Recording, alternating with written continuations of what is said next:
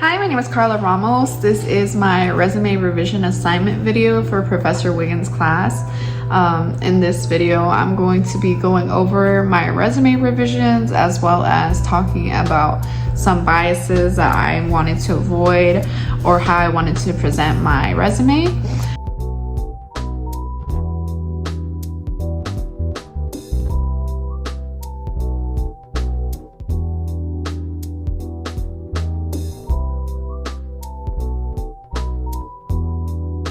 For this project, I decided to choose the job listing of a martial arts instructor at Impact Kids Dojo in Lawrenceville, Georgia. This position focuses on teaching kids martial arts from ages 4 to 18, as well as it helps build positive relationships and teaches them discipline. And they need a candidate who is professional, has a background in martial arts, and has a positive attitude.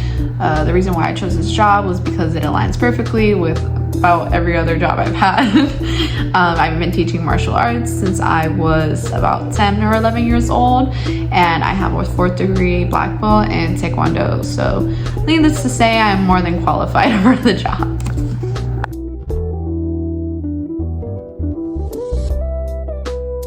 So from my business in Bongi, I was able to find 2 resources to explain intersectionality as well as resume bias using AI. So theorists of intersectionality stress that forms of oppression are not just additive as if they were wholly separate layers of domination. So theorists are basically explaining that intersectionality works together. So gender and race are interconnected and they don't just work separately. Another quote that I would like to pull is from Brookings. So it says here, men's and women's names were selected at equal rates in only 37% of cases. In the rest, resumes with men's names were favored 51.9% of the time, while women's names were favored just 11.1% of the time. So reading this study was able to help me understand how bias can show up even if there is no mean for it. So that made me be careful in my wordings on my resume and how I presented myself. Again, I wanted to make sure that there wasn't anything that could be biased against me, and that way I would be able to get the job. So from the business rhetoric in Bongi, I went ahead and pulled what Keisha Brewer said out of her video. So she says, strategic communication is what you say is just as important as how you say it, okay? So that being said, I wanted to make sure that what I had on my resume matched the values of what the company had on theirs. So they were looking for someone who was positive attitude, professional, had experience in martial arts, which is exactly what I have. So my values and my skills definitely match what they were looking for, and this way we're going to be able to mutually benefit each other. They're going to be able to gain a new instructor, I'm going to be able to have a new job.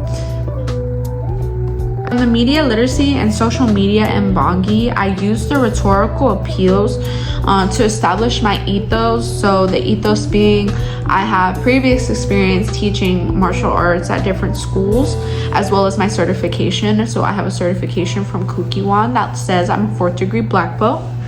I established my logos by applying to the job so I can show I am qualified, and I can represent the organization well. I'm going to be putting a picture that I made in my Mbongi, so that's going to be labeled.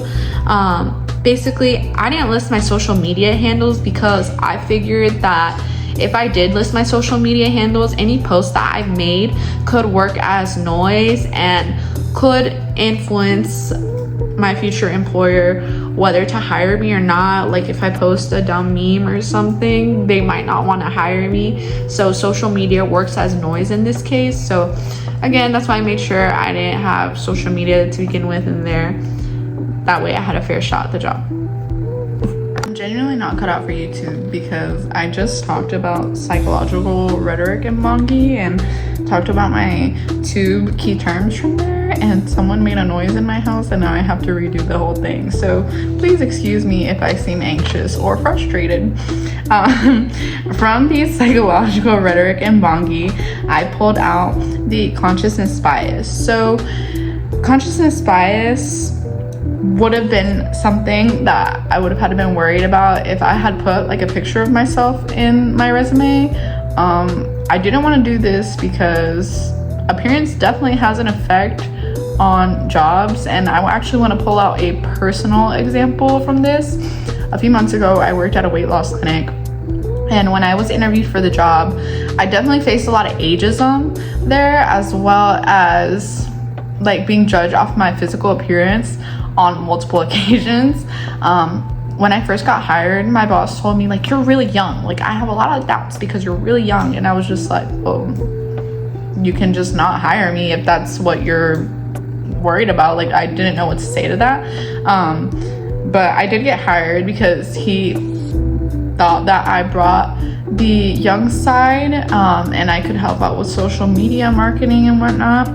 But again, this was something that was used against me a lot.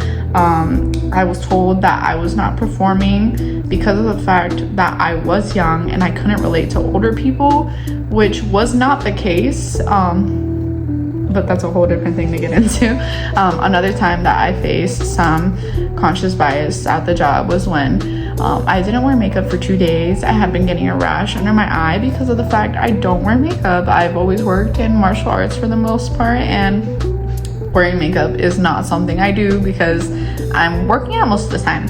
So I experienced some bias when my clinical manager and my boss pulled me aside and were like, are you okay? Like, do you even want to be here right now? Like, what's going on? Like, are you tired? And I told my boss, like, no, I'm good. But my clinical manager took me aside and was like, I'm just checking with you because, like, you look tired. Like, I don't know, like, are you okay? Like, do you want to be here? And I was just like, yeah, I'm just not wearing makeup today. And that's when she went ahead and said, I know it's a shell ass, but like, let's just throw on concealer and keep it pushing. So that's just from my personal experience what I had to go through. And needless to say, I'm not at that job anymore. On top of the fact that they knew that I had bulimia. That's actually part of the reasons why I applied to the place, was because it was a weight loss clinic, and I felt as though I could relate to patients on a personal level because of the fact that I've been overweight and I've been underweight. So it was weird when I started working there and I started getting judged for my weight, even though I'm healthy and I work out a lot. But anyways, that's crazy. For the unconscious bias that I pulled out of the psychological rhetoric and Bongi, I wanted to make sure that there weren't being any assumptions made. So that being said, I didn't include any political beliefs, any religious beliefs, as well as anything that might show who I am, where I'm from. In my original resume, it said that I was authorized to work in the US. So even though this is true, I wouldn't want to submit a resume that implies that maybe I'm not a US citizen. That might have an effect on the job that I get. I don't want to talk about my immigration status unless it's absolutely necessary and I am hired for the job and then I'm asked for proof. But I don't want there to be any bias of that sort. So that's why I made sure to go ahead and remove that. So the reflection that I've made from this and my understanding of rhetoric and professionalism and communication shifted because I want to make sure that my resume has my clear skills on it without there being bias. So in the future, I'm also going to make sure that I look at a company's mission so I can help get a good idea of what I want to say properly. So that is the end of my video. I hope you guys enjoyed it. Thank you so much.